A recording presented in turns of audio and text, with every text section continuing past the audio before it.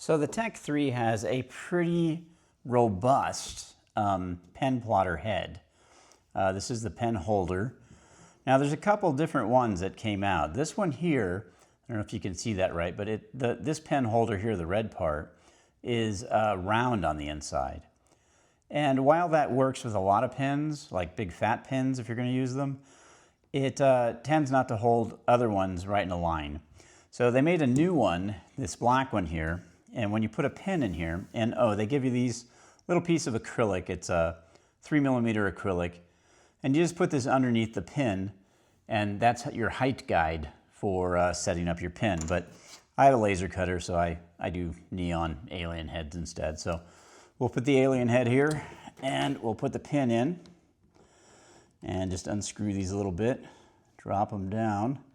And this one you can see, I can't move this pin at all in here now because it's set in the back so it's aligned. Why is that important?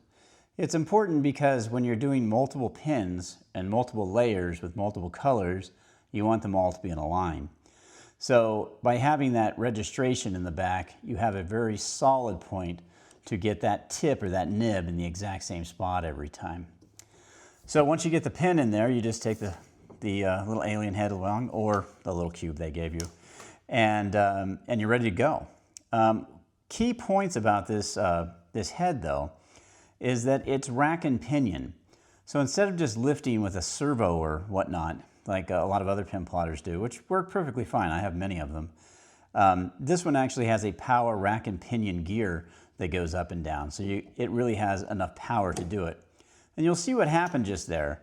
When I go down, that pin will hit the ground there, right?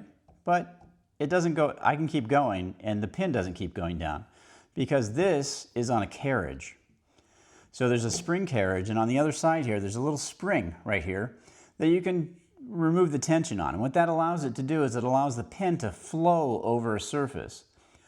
You can have a pretty flat surface, but paper, kind of warps. Even if you put a little ink on paper, if you put like a Sharpie or some really wet inks, you'll get some warping in the paper. And by having this flexion in the pin that goes up and down, this pin will just ride up and down along the surface of that paper. So that's pretty good.